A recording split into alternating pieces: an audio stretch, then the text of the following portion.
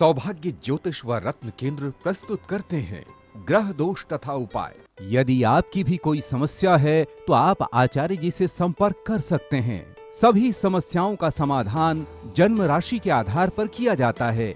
पूजा पाठ, राशि रत्न व दैवी शक्तियों की कृपा से क्या नहीं हो सकता। आचार्य जी के बताए उपायों से हर समस्या का संपूर्ण समाधान और भरपूर लाभ मिलता है। आचार्य जी से मिलने के लिए अभी संपर्क करें। फोन 09990156666, 09990246666, 09990519999, 09990579999। हमारा पता है सौभाग्यदीप C147, लाजपत नगर पार्ट 2, नई दिल्ली 110024। ज्योतिष संबंधी संपूर्ण जानकारी के लिए हमेशा पढ़ें मासिक पत्रिका सौभाग्य दीप। नमस्कार। जन्म कुंडली के 12 भावों में 12 राशियां और 9 ग्रह होते हैं। राशियों और भावों में अपनी स्थिति के आधार पर ही ये ग्रह फल देते हैं। दूसरे ग्रहों के साथ युति या उनकी दृष्टि आदि का इन पर पूरा प्रभाव पड़ता है। इन 9 ग्रहों में से 2 ग्रह ऐसे हैं जिनका कोई पूर्ण अस्तित्व नहीं होता, परंतु प्रभाव पूरा होता है। इन्हें छाया ग्रह कहते हैं। ये ग्रह हैं राहु और केतु। छाया ग्रह होने के बावजूद भी जातक पर इनका प्रभाव पूरा है। केतु ग्रह की अपनी कोई राशि नहीं है। यह जिस राशि में बैठता है उसका प्रभाव ग्रहण कर लेता है। इसके 3 नक्षत्र अवश्य हैं। जिस ग्रह की इसकी साथ युति होती है उसका प्रभाव भी इस पर पड़ता है। केतु को सामान्यतया मोक्ष देने वाला ग्रह माना जाता है। छाया ग्रह होने के कारण यह अस्थिरता देता है। जिस भाव में जन्मपत्री में केतु बैठता है जातक को उस भाव से संबंधित अस्थिरता देता है। यदि केतु नवम भाव में हो तो भाग्य में अस्थिरता होती है और जातक हमेशा भटकता रहता है। यदि केतु दशम भाव में हो तो व्यवसाय से संबंधित अस्थिरता देता है। जातक अपना कोई भी काम स्थिर नहीं रख पाता। थोड़े समय के पश्चात ही उसे अपने काम में परिवर्तन की इच्छा होती है। अगर परिवर्तन नहीं होता तो उसे निरंतर बेचैनी बनी रहती है। केतु ग्रह को मंगल का रूप भी माना जाता है।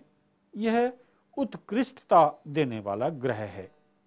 केतु से प्रभावित व्यक्ति अपने कार्य में उत्कृष्टता लाने का इच्छुक होता है और हमेशा शिखर पर पहुंचने के लिए प्रयासरत रहता है।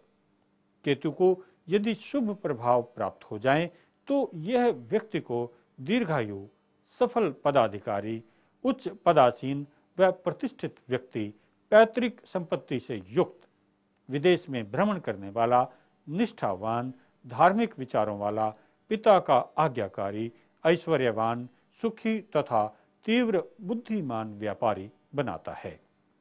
परंतु यदि केतु अशुभ फलदायक हो जाता है तो बहुत अधिक परेशानियां देता है।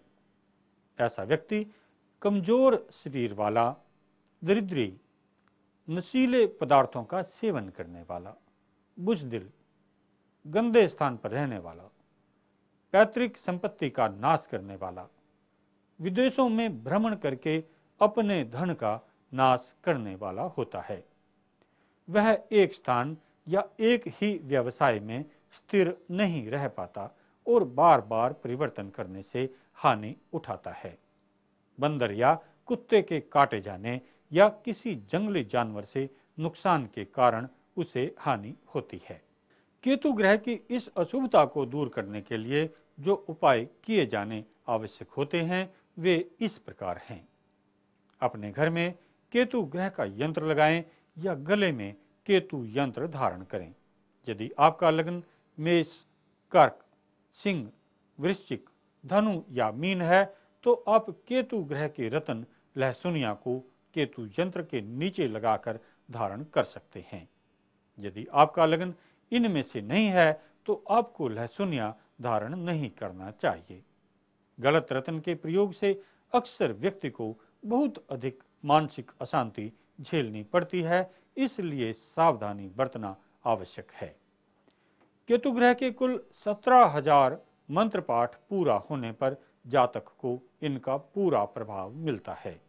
केतु के अशुभ प्रभाव को दूर करने के लिए जो वस्तुएं दान की जाती हैं वे हैं केतु रत्न लहसुनिया, तिल काले व सफेद मिलाकर, काले फूल, तेल, काला कपड़ा, कस्तूरी आदि। काले व सफेद तिल मिलाकर चींटियों को डालने से भी लाभ मिलता है। यदि घर में छिपकली घूमती है तो यह आपके लिए अनिष्ट कारक है, उसे जल्दी से जल्दी हटाने का प्रयास करें। काला व सफेद कपड़ा या काला व सफेद कंबल दान करने से केतु ग्रह से संबंधित लाभ मिलता है। यदि आप चितकबरे कुत्ते को 7 दिन रोटी और दूध मिलाकर खिलाएं या चितकबरी गाय को चारा खिलाएं तो भी आपको लाभ मिलेगा व मानसिक शांति होगी। आप अपने काम में ध्यान दे सकेंगे व जीवन में प्रगति कर सकेंगे। एक और विशेष बात आप यह ध्यान रखें कि अगर केतु ग्रह आपको अशुभ प्रभाव दे रहा है तो गणेश जी की पूजा करना आपके लिए अति लाभदायक है।